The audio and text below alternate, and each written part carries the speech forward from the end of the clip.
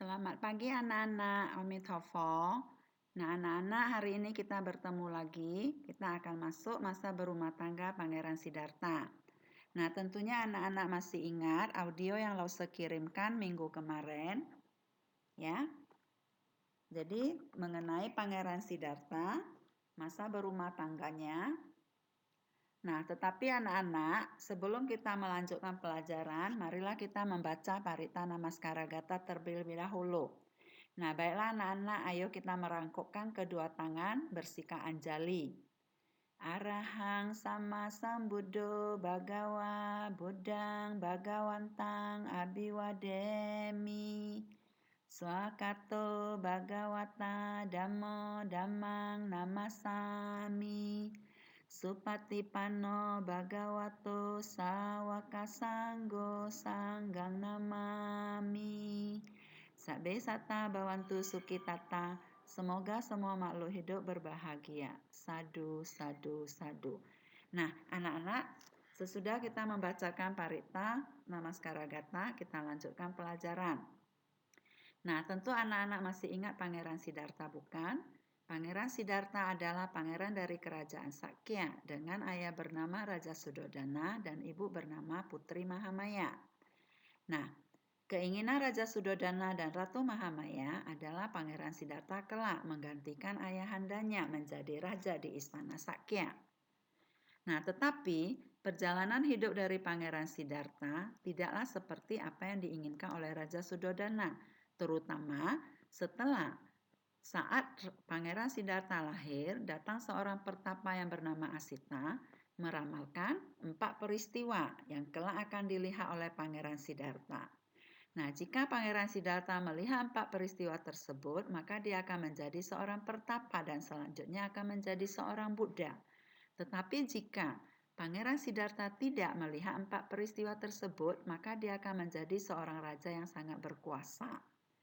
Nah, mendengar itulah nanti Raja Sudodana memutuskan untuk tidak menginginkan ramalan Asita itu tercapai. Maka nanti Raja Sudodana tidak ingin Pangeran Siddhartha melihat 4 peristiwa tadi. Nah, itu sebabnya nanti di istana Pangeran Siddhartha tidak pernah melihat keempat kejadian tersebut atau peristiwa tersebut. Nah, anak-anak sekalian, sekarang kita akan lihat dulu siapakah pertapa Asita, apa yang diramalkannya, dan mengapa Raja Sudodana sangat tidak merasa senang dengan lamaran tersebut. Oke anak-anak, kita akan lihat berikutnya.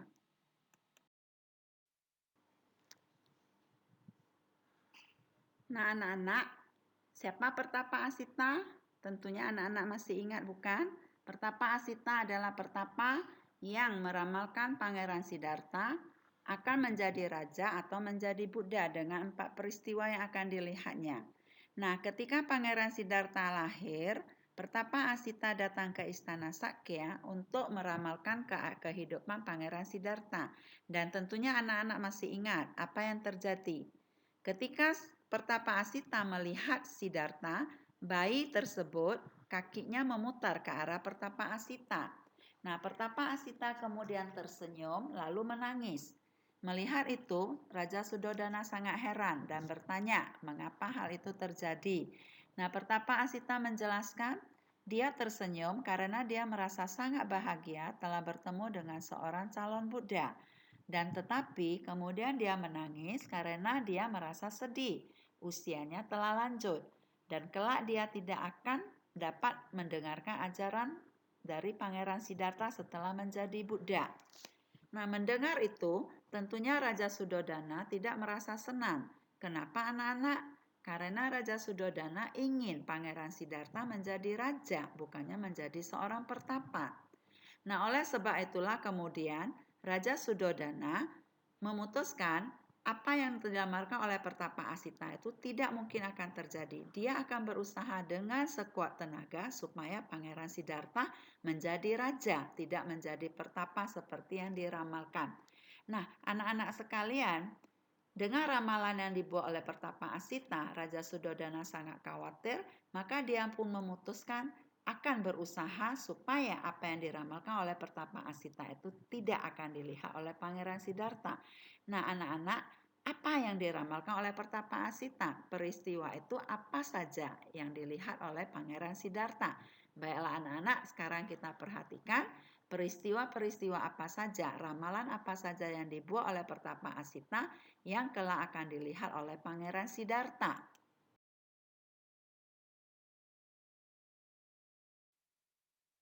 Nah, anak-anak sekalian, inilah slide berikutnya yang akan kita lihat. Peristiwa apa sajakah yang diramalkan oleh Pertapa Asita? Inilah peristiwa tersebut. Jadi jika Pangeran Siddhartha melihat orang tua, yang pertama, kemudian yang kedua melihat orang sakit, yang ketiga melihat orang mati, dan kemudian yang keempat melihat seorang pertapa. Jadi jika Pangeran Siddhartha melihat keempat peristiwa ini, maka beliau akan menjadi seorang Buddha. Tetapi jika beliau tidak melihat empat peristiwa ini, maka beliau akan menjadi raja yang sangat berkuasa. Nah, tentunya anak-anak tahu bahwasanya apa yang ingin oleh Raja Suddhodana dari Pangeran Siddhartha adalah beliau ingin Pangeran Siddhartha menjadi raja. Nah, jadi anak-anak sekalian, itulah sebabnya Raja Suddhodana selalu berusaha agar keempat peristiwa ini tidak dilihat oleh Pangeran Siddhartha. Nah, maka itu di kerajaannya Raja Suddhodana tidak membolehkan ada orang tua, orang sakit, orang mati maupun pertapa. Sehingga dari kecil sampai berusia remaja, Pangeran Siddhartha tidak pernah melihat keempat peristiwa ini. Tapi anak-anak sekalian, apakah Raja Suddhodana berhasil supaya Pangeran Siddhartha tidak melihat empat peristiwa ini? Nah, inilah yang merupakan tanda tanya bagi kita semua, tentu juga bagi anak-anak sekalian. Nah, ternyata nanti pada peristiwa-peristiwa berikutnya, apa yang ingin dihindari oleh Raja Suddhodana agar tidak terlihat oleh Pangeran Siddhartha itu tidak terjadi. Kenapa demikian anak-anak? Nah, itulah karena Pangeran Siddhartha memang merupakan seorang calon Buddha. Nah, otomatis apa yang akan dijalaninya itu tentu memang sudah merupakan suatu misi atau tugas beliau untuk menyelamatkan manusia dari penderitaan. Nah, anak-anak, kita akan lihat selanjutnya apa yang dilakukan oleh Raja Suddhodana untuk supaya Pangeran Siddhartha tidak melihat empat peristiwa ini.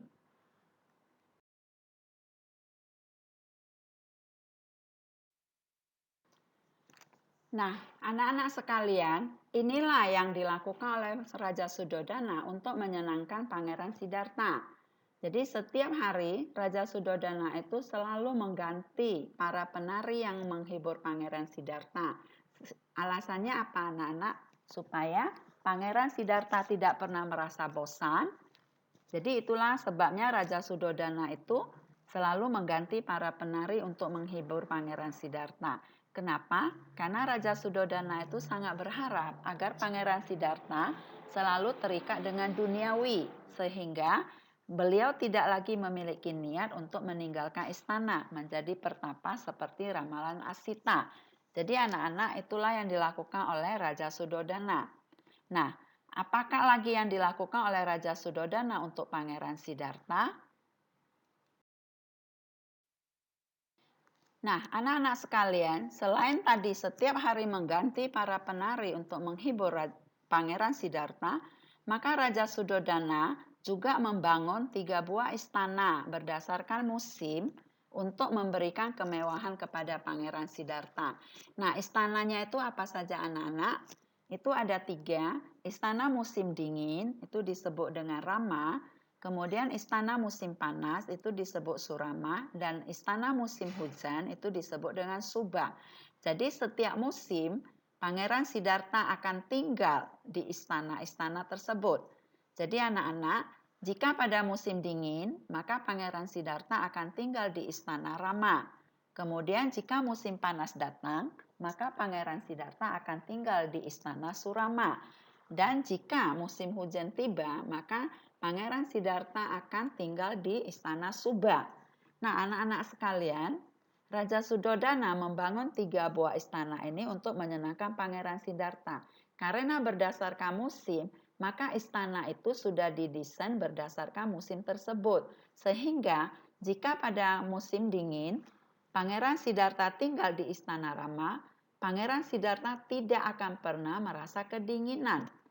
Dan jika musim panas tiba, beliau akan tinggal di Istana Surama, di mana beliau juga tidak akan pernah merasa kepanasan. Dan jika pada musim hujan, beliau itu tinggal di Istana Subha. Nah, di sini beliau itu akan merasa nyaman, bebas dari hujan maupun dingin dan panas juga. Itulah anak-anak yang dilakukan oleh Raja Suddhodana untuk menyenangkan hati Pangeran Siddhartha. Tetapi anak-anak sekalian, apakah ini berhasil? Ini merupakan satu tanda tanya lagi. Nah, sekarang kita lihat lagi apa yang terjadi berikutnya. Nah, anak-anak sekalian, ternyata apa yang dikhawatirkan oleh Raja Suddhodana semakin jelas. Kenapa? Nah, inilah yang terjadi. Ketika suatu hari Pangeran Siddhartha berada di taman istana, beliau melihat seekor angsa yang terkena panah jatuh dari atas langit ke bawah ke bumi.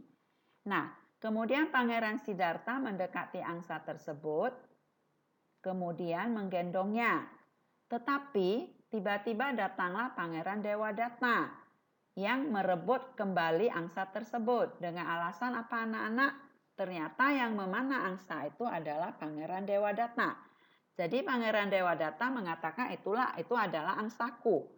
Kamu tidak berhak untuk mendapatkannya. Tetapi Pangeran Siddhartha tidak mau menyerahkan angsa tersebut kepada Dewadatta. Kenapa? Karena dia menganggap Dewadatta itu ingin membunuh angsa tadi, sedangkan dia ingin menyelamatkan.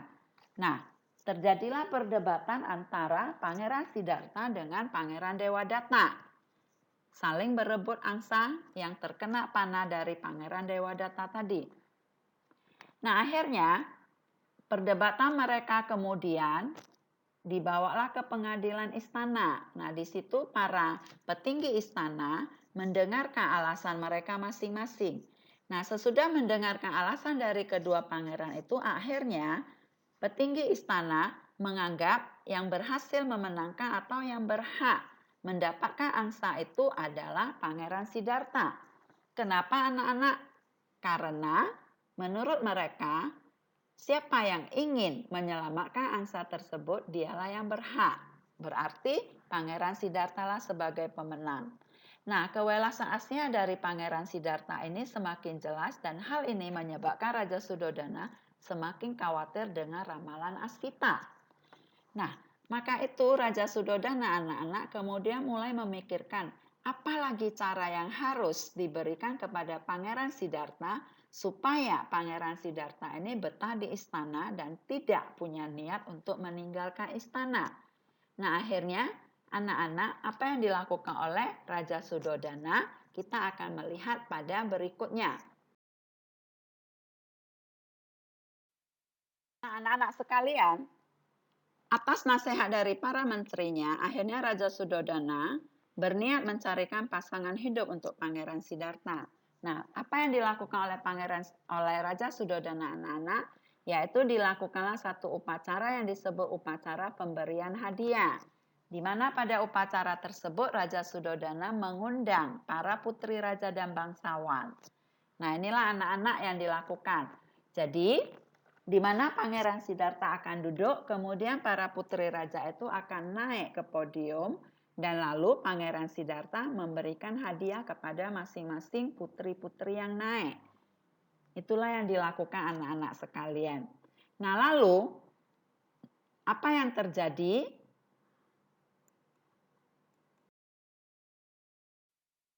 Apa yang terjadi anak-anak sekalian? Nah, setelah hadiah yang dia bagikan habis, Pangeran Siddhartha sudah merasa bosan, akhirnya dia akan bangkit dari tempat duduknya. Tetapi anak-anak, apa yang terjadi? Tiba-tiba datang lagi seorang putri meminta hadiah kepada Pangeran Siddhartha. Mana hadiah untuk saya Pangeran tampan? Itu yang dikatakan putri tersebut. Nah, begitu melihat putri ini, Pangeran Siddhartha merasa takjub. Dan ternyata nanti putri inilah yang menjadi jodoh Pangeran Siddhartha. Nah, kemudian Pangeran Siddhartha juga merasa bingung. Kenapa? Karena hadiahnya sudah habis. Sedangkan putri itu kan meminta hadiah anak-anak. Nah, lalu apa yang diberikan oleh Pangeran Siddhartha? Kemudian Pangeran Siddhartha membuka ya anak-anak ya, melepaskan ikat pinggang atau tali pinggangnya, kemudian memberikan ikat pinggang tersebut kepada putri tadi dengan mengatakan, inilah hadiah istimewa untuk putri tercantik. Nah, apa yang dilakukan oleh Pangeran Siddhartha itu semua dilihat oleh raja maupun oleh menterinya. Nah, akhirnya mereka memutuskan putri inilah yang menjadi calon istri Pangeran Siddhartha. Dan ternyata putri ini bernama Putri Yasodhara, anak-anak sekalian. Yaitu putri dari Raja Supabuddha dari Kolia. Nah, antara Putri Yasodhara dengan Pangeran Siddhartha anak-anak, mereka masih merupakan sepupuan. Ya. Kenapa? Karena ibu dari Putri Yasodhara adalah merupakan adik dari Raja Sudodana atau bibi dari Pangeran Siddhartha sendiri. Nah, akhirnya ditetapkanlah Putri Yasodhara sebagai calon istri dari Pangeran Siddhartha. Tetapi apa yang terjadi kemudian?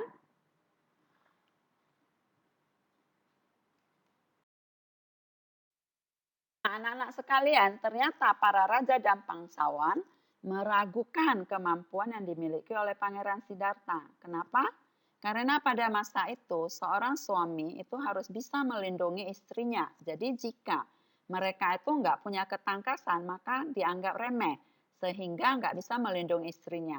Nah, akhirnya untuk memastikan itu Raja Sudodana pun membuat swayamwara atau perlombaan atau uji ketangkasan ya. Nah, uji ketangkasan ini meliputi memanah, bermain pedang, dan menunggang kuda. Nah, pada saat memanah anak-anak, ternyata begitu panah mau dilepaskan oleh Pangeran Siddhartha, panahnya patah.